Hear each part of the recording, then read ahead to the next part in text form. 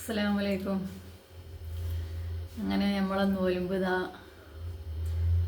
നമ്മളിന്ന് വിട പറയാൻ പോണു അല്ലേ. പിന്നെ എല്ലാവർക്കും സുഖമല്ലേ? സുഖം എന്ന് വിശ്വസിക്കുന്നു. ഇൻഷാ അല്ലാഹ് നമുക്കും വലിയ കുഴപ്പമൊന്നുമില്ല, അങ്ങനെ പോകണം.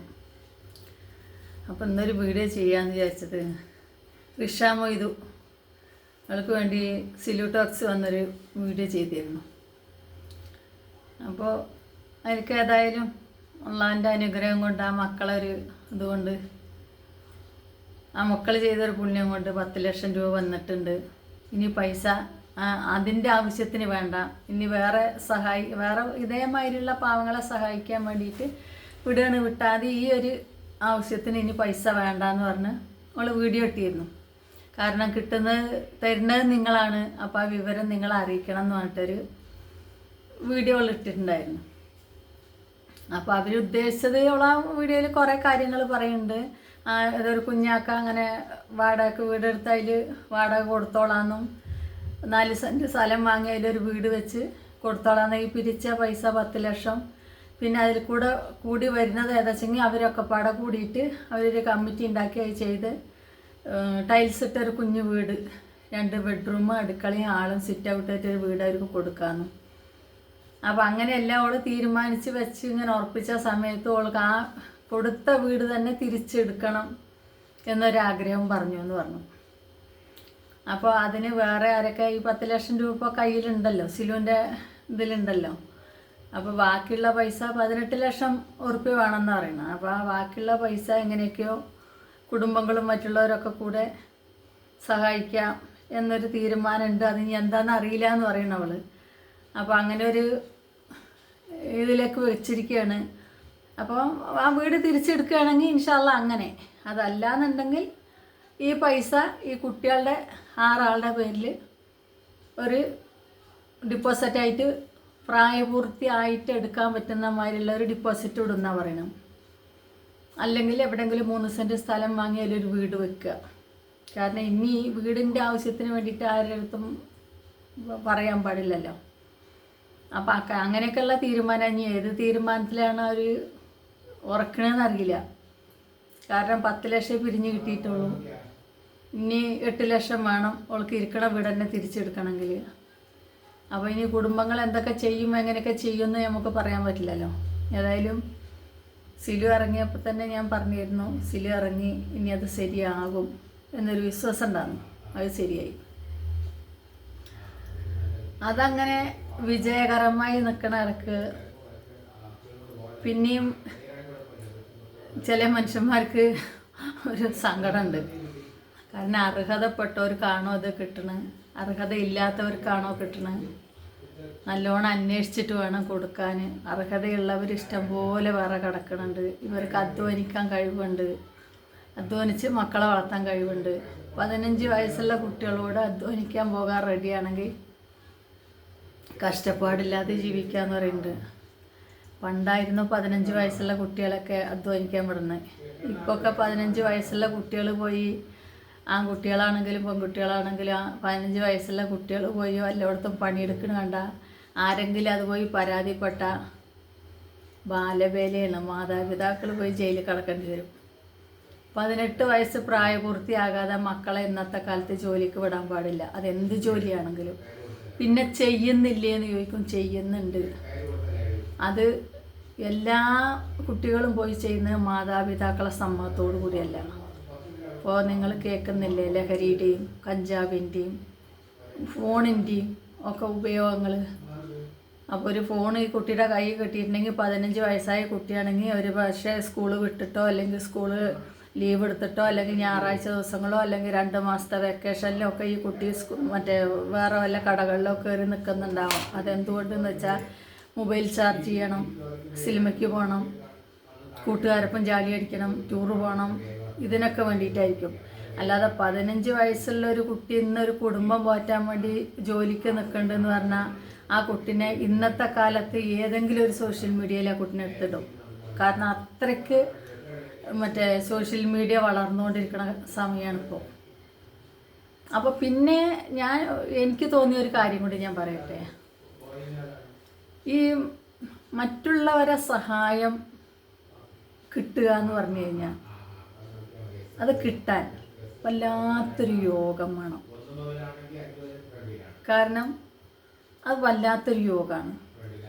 ഇതിനേക്കാൾ കഷ്ടപ്പെടുന്ന ഒരുപാട് മനുഷ്യന്മാരുണ്ട്. അത് നമ്മൾക്കും അറിയാം. നമ്മളെ കണ്ണ് കാണുന്നതും കാണാത്തതുമായ ഒരുപാട് ആളുകളുണ്ട് എന്നുള്ളത് നമ്മൾക്കും അറിയാം. പക്ഷേ എന്തോ അവർക്കൊന്നും സമയമായില്ല എന്ന് തോന്നുന്നു. സമയമാകുമ്പോൾ എല്ലാവർക്കും നടക്കും. നടക്കാത്തതൊന്നുമല്ല. നിങ്ങൾ പറയുന്നില്ലേ, കരയുന്ന കുട്ടിക്കേ പാലുള്ളൂ എന്നൊരു പഴമൊഴിയില്ലേ? അപ്പോൾ ചോദിച്ചു കഴിഞ്ഞാൽ കിട്ടാൻ അർഹതപ്പെട്ടവനാണെങ്കിൽ കിട്ടും. അത് നമ്മളിരുന്നിട്ട് അർഹതപ്പെട്ടവർക്ക് കൊടുത്തൂടെ എന്ന് പറഞ്ഞതുകൊണ്ട് കാര്യമില്ല. അവർ ചോദിക്കുന്നു, അവർക്ക് അർഹതയുണ്ടെന്ന് തോന്നുന്നു, അവർക്ക് കൊടുക്കുന്നു.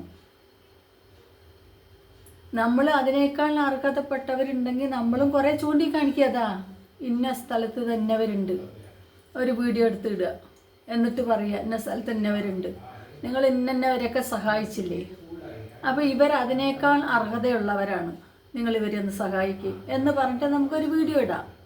പക്ഷേ ഇന്നത്തെ കാലത്ത് അങ്ങനെ ഒരു വീഡിയോ ഇടാനും പറ്റുന്നില്ല. ഞാൻ പറയാം, സത്യസന്ധമായിട്ട് പറയണം, അങ്ങനത്തെ ഒരു വീഡിയോ ഇടാനൊന്നും പറ്റുന്നില്ല. കാരണം എന്താണെന്ന് വെച്ചെങ്കിൽ നമ്മൾ പോയി പാവപ്പെട്ടവരായി ഒരു കൂട്ടം വീഡിയോ എടുത്ത് നമ്മളിങ്ങനെ ഇട്ട് കഴിഞ്ഞാൽ അപ്പോൾ പറയാം അതാ ചാരിറ്റി തുടങ്ങി, ഇനി അവരെ പേരിലാണ് ഇവരെ തട്ടിപ്പ് കാണിക്കണമെന്ന് പറയും. സത്യമല്ലേ ഞാൻ പറയുന്നതിന് പോലെ മാറ്റമുണ്ടോ? ഒരു സത്യസന്ധത വിചാരിച്ച് നമ്മളൊരു പാവപ്പെട്ടവൻ്റെ വീഡിയോ എടുത്ത് നമുക്കൊരു ബന്ധമില്ലാതെ അവരെ തന്നെ അക്കൗണ്ട് നമ്പറും അവരെ തന്നെ ആൾക്കാരെയും അവരെ തന്നെ എല്ലാ ഇതും നമ്മൾ ഏൽപ്പിച്ച് അവർക്ക് കിട്ടുന്നത് അവർക്ക് തന്നെ കിട്ടിക്കോട്ടെ, നമ്മളെ നമ്പറും വേണ്ട, നമ്മളെ ഇതും വേണ്ട, നമ്മളെ സംസാരിച്ച് നമ്മളെ ചാനലിലൂടെ അവരൊന്ന് പരിചയപ്പെടുത്താം എന്ന് മാത്രമേ നമ്മൾ ചെയ്യണുള്ളൂ എന്ന് പറഞ്ഞൊരു ഇതെടുത്തിട്ടാലും പറയും അതിൻ്റെ പുറകെ കുറേ കിട്ടിയിട്ടുണ്ട്, തൊള്ളയിറങ്ങ അതിൻ്റെ പുറകെ കുറേ കിട്ടിയിട്ടുണ്ട്, അതിന് അവൾ കുറേ വെട്ടിച്ചിട്ടുണ്ട്, ഇതായിരിക്കും പറയാം. ഇതുകൊണ്ടാണ് കൂടുതൽ ആൾക്കാരും ഇങ്ങനെയുള്ള വീഡിയോകൾ കണ്ടാലും എടുത്ത് വെളിയിൽ വിടാനുള്ള മനസ്സില്ലാത്തത്. എനിക്ക് എൻ്റെ ഇവിടെ അടുത്ത് എവിടെയെങ്കിലുമൊക്കെ ഉണ്ടെങ്കിൽ ഞാൻ എടുത്ത് വെട്ടിയിരുന്നു കേട്ടോ. പിന്നെ കുറച്ചപ്പുറത്ത് നീങ്ങിയിട്ടുണ്ട്. കാരണം നിങ്ങൾ പറഞ്ഞ മാതിരിയൊക്കെ ഇതിനേക്കാളും അവശതയിൽ കഴിയുന്നുണ്ട്. പക്ഷേ എനിക്ക് പേടിയാണ്. കാരണം നമ്മൾ ഒരു വീഡിയോ എടുത്തിട്ട് അവരെ അക്കൗണ്ട് നമ്പറും അവരെ കാര്യങ്ങളും അവരെ ആൾക്കാരെയും അവരെ വീടും അവരെ വഴിയും അവരെ ദുരിത ജീവിതവും നമ്മൾ ഇട്ടിട്ട് അവരെ അക്കൗണ്ട് നമ്പറും ഇട്ടെല്ലാം ഇട്ട് കഴിഞ്ഞിട്ടുണ്ടെങ്കിൽ പറയും അതാ അതിൽ കുറേ അവൾ വെട്ടിച്ചെടുത്ത് 10,000 രൂപ വന്നിട്ടുണ്ടെങ്കിൽ പറയും 10 ലക്ഷം വന്ന് അതൊക്കെ വെട്ടിച്ചെടുത്ത് തിന്നു എന്ന് പറയും. അപ്പോൾ എന്തിനാ ഈ പേര് കേൾക്കാൻ പോണ്? നമുക്ക് അങ്ങനെ ആരാളുണ്ടെങ്കിൽ കണ്ടെങ്കിൽ ഞാനൊക്കെ പറയുന്നത് വെച്ചാൽ ഇന്നവരായിട്ട് ബന്ധപ്പെടും. അപ്പോൾ അവരെന്തെങ്കിലും ഒരു വഴി അതിന് കാണിച്ചു തരും എന്ന് പറഞ്ഞൊരു വഴി കാണിച്ചു കൊടുക്കുകയാണ് ഞാൻ പറയാറുള്ളത്. ഒരു വഴി പറഞ്ഞു കൊടുക്കും. അപ്പോൾ വീഡിയോ എടുത്തിടുമ്പോൾ നമ്മൾ നല്ല കാര്യം ചെയ്യാൻ പോയാലും ഇന്നത്തെ കാലത്ത് കൈതമുള്ളിനെ പിടിക്കണ മാതിരിയാണ് മനുഷ്യന്മാർ. മേലേക്ക് ഒഴിയാൻ പറ്റില്ല, താഴേക്ക് ഒഴിയാൻ പറ്റില്ല, എവിടെ ഒഴിഞ്ഞാലും കൊള്ള കുത്തും. അപ്പം അങ്ങനെ പേടിച്ചിട്ടും കുറേ മനുഷ്യന്മാർ ഇങ്ങനത്തെ വീഡിയോകളിൽ നിന്ന് വിട്ടു നിൽക്കുന്നുണ്ട്. എത്ര ആൾക്കാർ ചാരിറ്റികളായിട്ട് വരുന്നു, പെട്ടെന്ന് തന്നെ പൊട്ടിപ്പോണു. ഇന്നും ഫിറോസ് കുന്നംപറമ്പിൽ മാത്രമാണ് ആ ചാരിറ്റി കൊണ്ട് കുറച്ചൊക്കെ പിടിച്ച് നിൽക്കുന്നത്. സിലു ടാക്സ് നിൽക്കുന്നുണ്ട്. അവളും അനുഭവിക്കാവുന്നതിൻ്റെ പരമാവധി ഈ സോഷ്യൽ മീഡിയയിൽ നിന്ന് അവൾ അനുഭവിച്ചിട്ടുണ്ട്. പക്ഷെ എന്നാലും അതിൽ രക്ഷപ്പെട്ട് ഇപ്പോൾ കുറേ പാവങ്ങൾക്ക് സഹായിക്കുന്നുണ്ട്. പിന്നെ റിഷ മൊയ്തു എന്ന് പറഞ്ഞാൽ റിഷ മൊയ്തുവിന് സഹായം അർഹതയില്ല എന്ന് നമുക്ക് പറയാൻ പറ്റില്ല. കാരണം എന്താ വെച്ചാൽ ഉമ്മാക്ക് സ്റ്റോക്ക് വന്ന് ഉമ്മ കൂടെ ഉണ്ട്. ആ മക്കളെ കണ്ടില്ലേ, പിഞ്ച് മക്കളാണ്.